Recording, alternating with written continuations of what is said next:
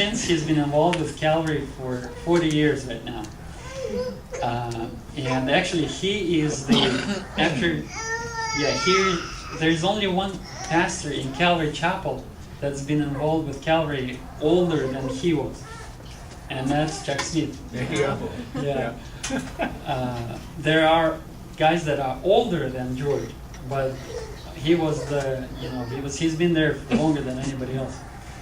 So he first came to Russia in 1988, while the Soviet Union was still there, and he's been, trying to serve the fellowships that were there at the time. And as soon as the Soviet Union fell in 1991, he came to start the first Calvary Chapel in Moscow. And after that, he arranged or built up a ministry called Calvary Chapel Church Planting Mission that was primarily focused on planting and starting Calvary Chapels in Russia. And he did this, for 20 years already. And there are Calvary Chapels that are started besides George Bryson. So I'm not saying he's the only person or the person who oversees Russia. There are some pastors that came over and started Calvaries in Russia, and we have great relationships with them. But he started most of the Calvaries in Russia, and he's the man that I worked with all of my life in the ministry. So this is why I'm telling you about him.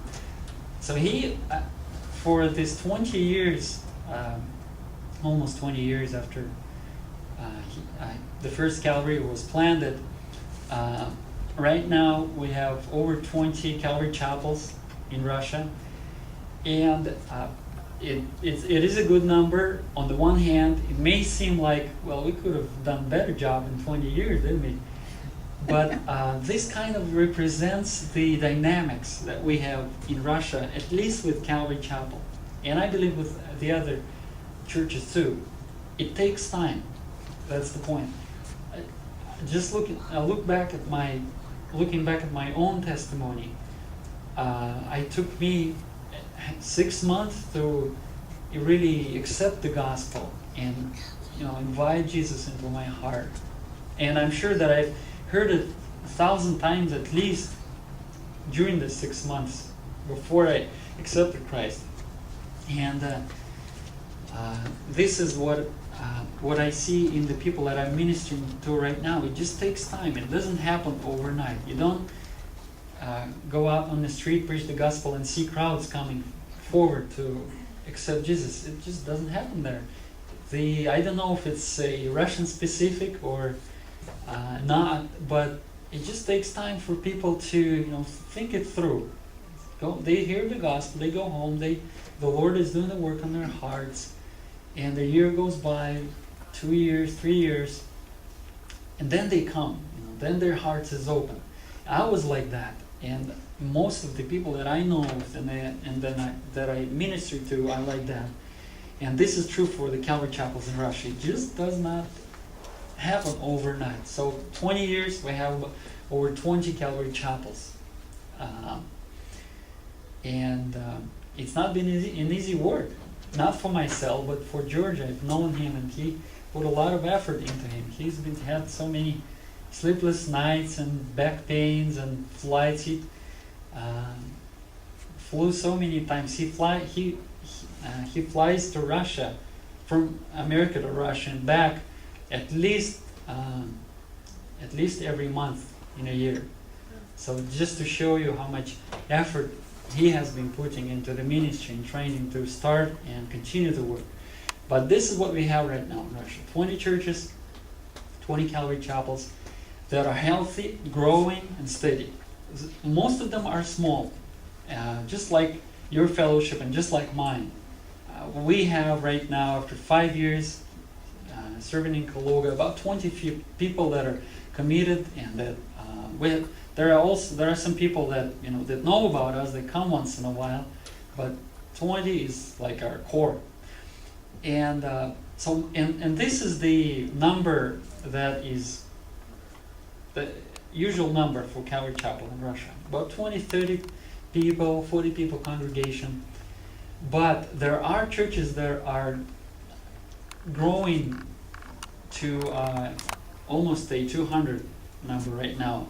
For example, the church that I came from in Nizhny Novgorod, when I was leaving in 2004, we had about 40 people in the congregation.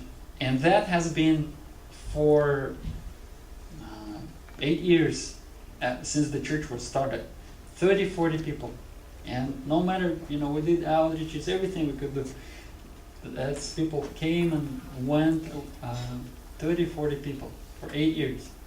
Now, when I left to start the church in Kaluga, now they have almost 200 people meeting on Sundays. They have 3 services, and they even have one service in English, because they have it's a college town. It's a big town, and they have a lot of colleges, and people from other countries, from Africa or Asian countries, come over to study, and they have a service for them in English that I just talked to the pastor of the church, who's a very dear friend of mine, and I served with him for 4 years after the Bible college. His name is Vlad. He told me that they started to translate the English service into Chinese, because they have a great number of Chinese students from China that come over and want to hear the word Christians. So obviously that fellowship is growing and growing in numbers also. And there are at least 3 churches like that, Calvaries in Russia. But the church in Nizhny Novgorod has been there for since 1992. And how much is that?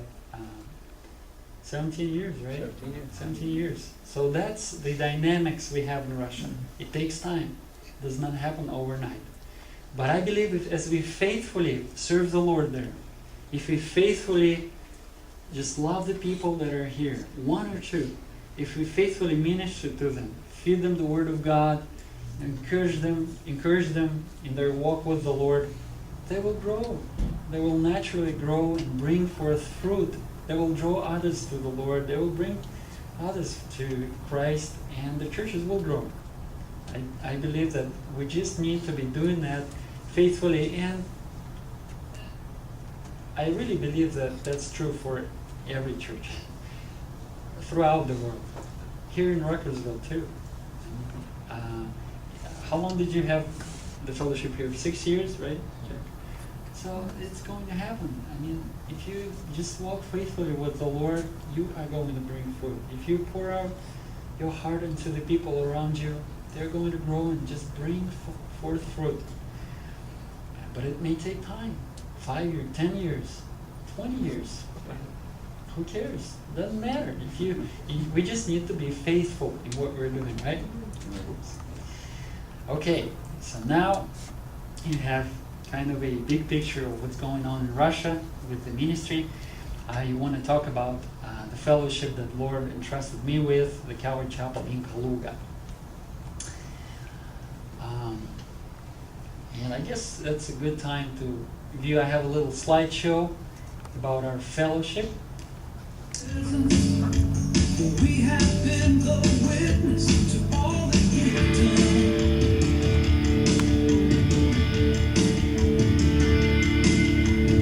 You have shown your greatness by raising up a people from where there was none. It's my son.